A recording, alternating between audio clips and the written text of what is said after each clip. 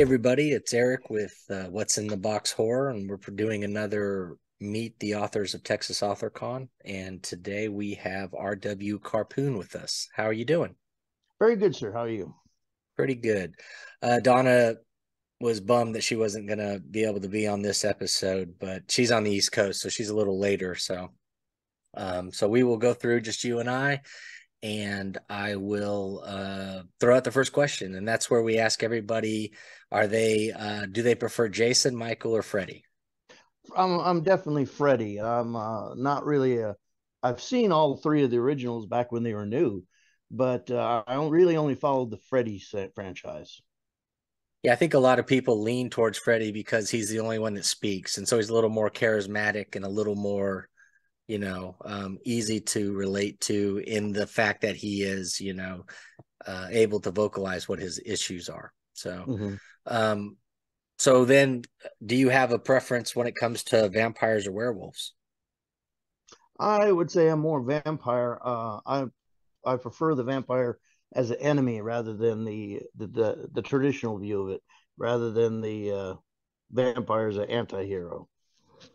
Oh yeah, that's a good. You know what? That's the first time I think anybody's taken that angle, and I think it's fantastic because you're right. Because I mean, if you're going through it through the eyes of somebody hunting a vampire or something, they become that much more terrifying and more interesting to deal with than if you're looking at the traditional Anne Rice or you know unfortunately the Twilight, series where they've kind of glammed up being a vampire. Um, yeah, that's very cool. That's a good way to think about it. Um, so I know one of the things that we like to talk about on here is that everybody at AuthorCon isn't going to be primarily horror writer. And I'm thinking that while you do have a large catalog of books out there, I was getting the vibe that you don't write primarily in horror. So, am I wrong? What kind of genre are you focused on? I really don't focus. Uh, I write what I can, so to speak. Hmm. I've got I am in as far as horror. I do a lot of zombie. I've got some occult horror and a couple weird West novels, but I mainly go with whatever inspiration takes me. Well, I saw a number of it looked like dark fantasy, Hmm. and then speaking of the zombie, the Zone is the one that I was looking at that looked really interesting, and it seemed to be um, what you're talking about with the zombie stuff. Yeah, I try. I've got the Zone. I've got a series called the Yard Gnome Action Team, which seemed like a really good name at the time, but has been misinterpreted to think it's comedic. It is not. Uh, but I've always been a big fan of the zombie genre.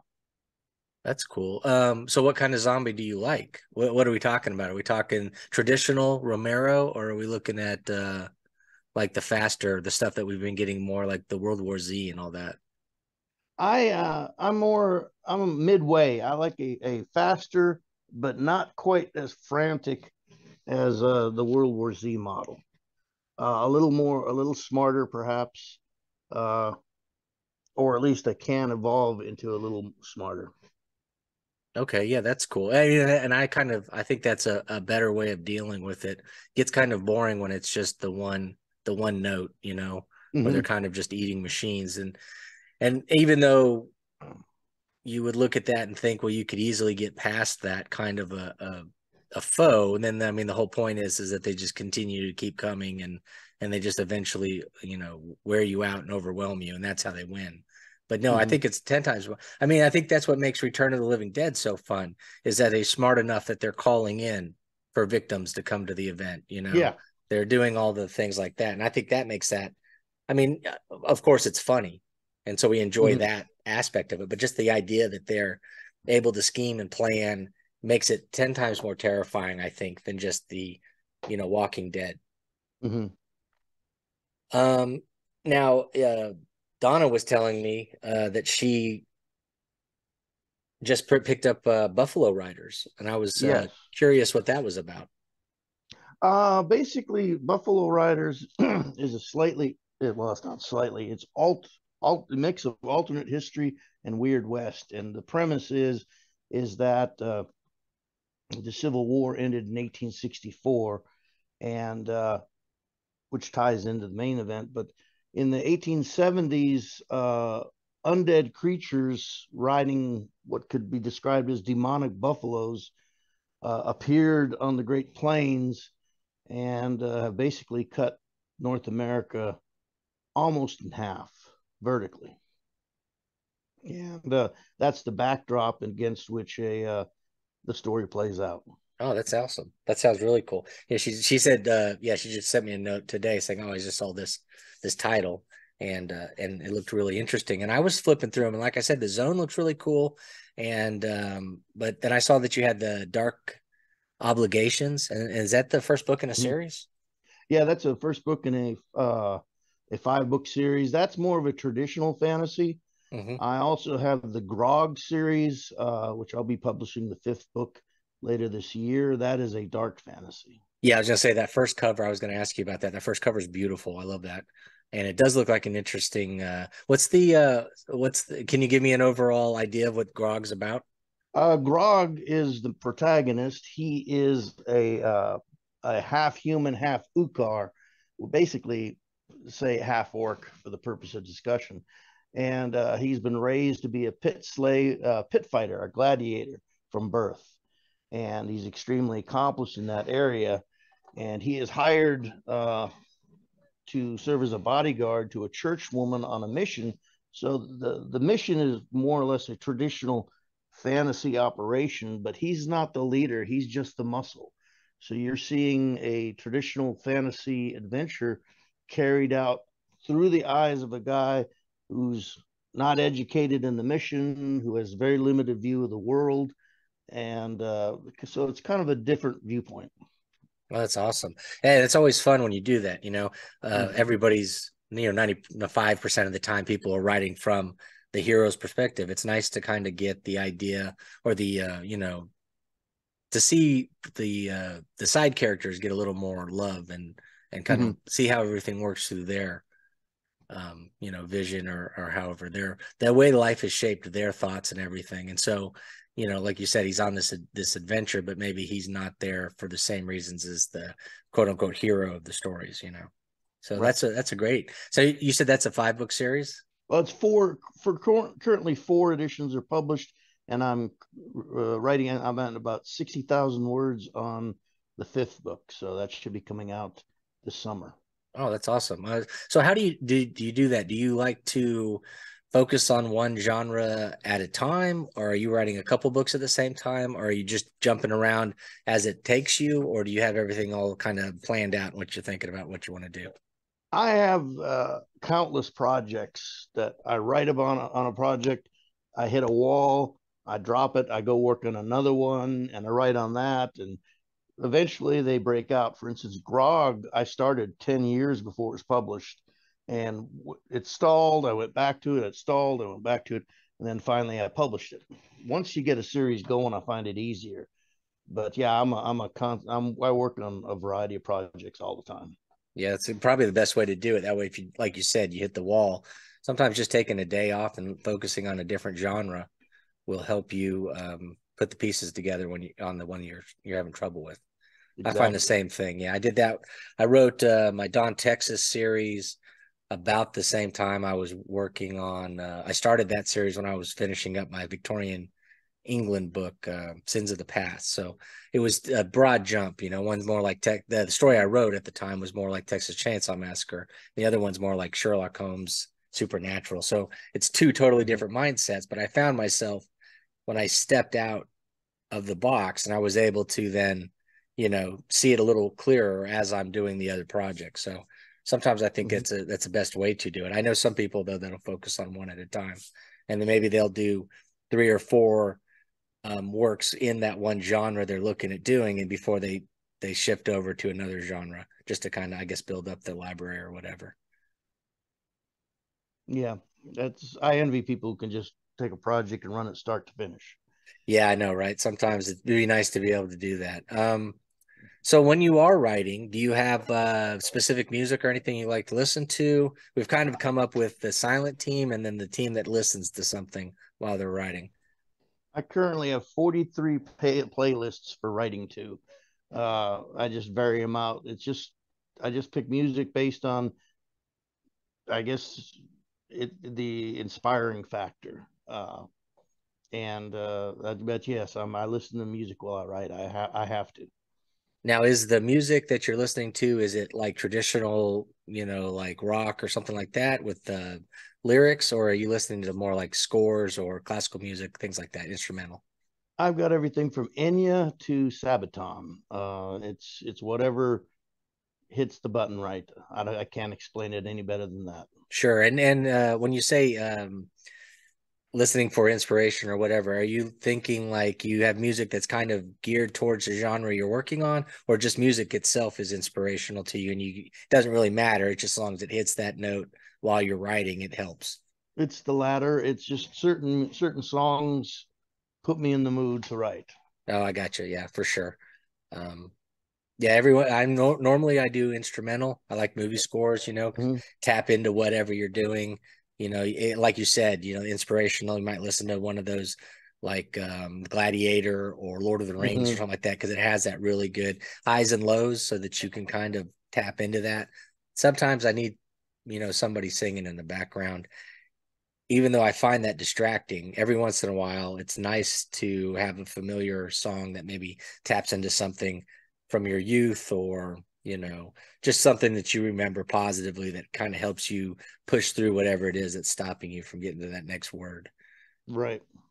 Um, so what when you're doing all this, what is like a schedule? Do you write every day? Do you write some days, edit some days? Do you take certain days off? Do you have like anything, or is it just write when it hits you?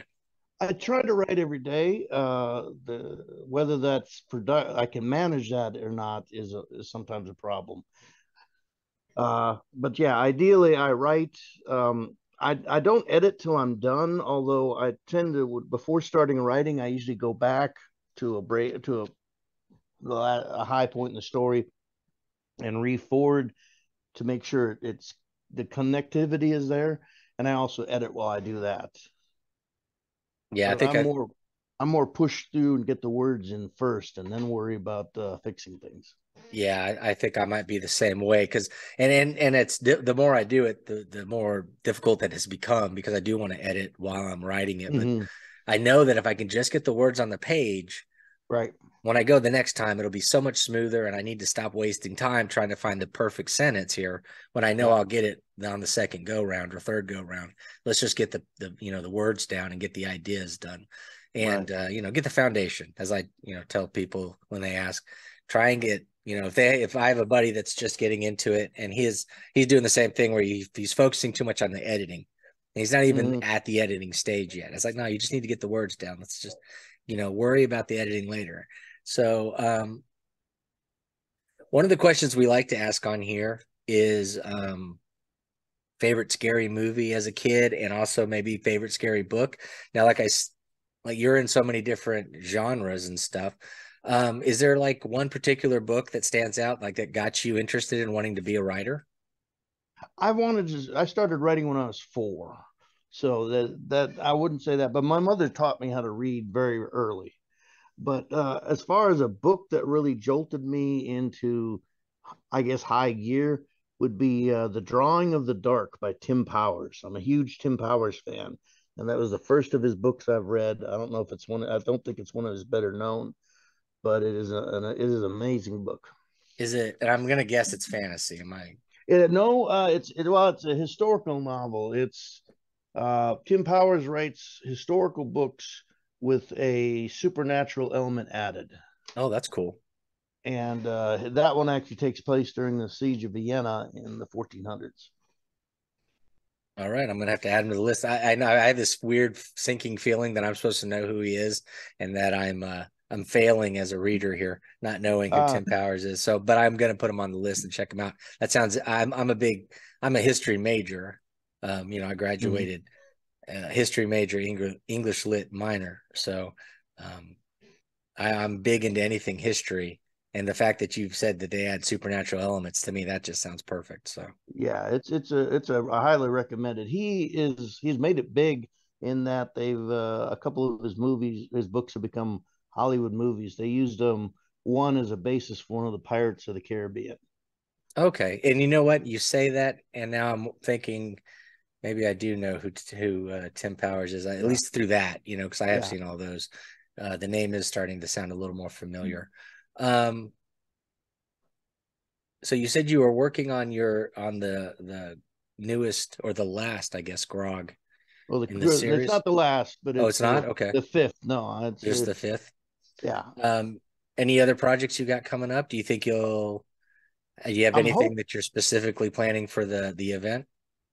I'm hoping to release Grog about the time of the con. I'm Okay. hoping to finish a second book later this year, Memory Road, which is a modern day zombie novel, but that one's more iffy. Now, when you do the zombie novels, are you doing one shots or are they all kind of connected within the same world?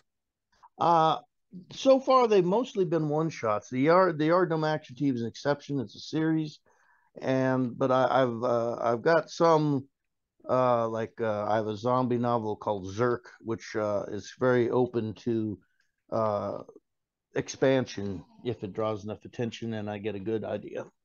Okay. Um,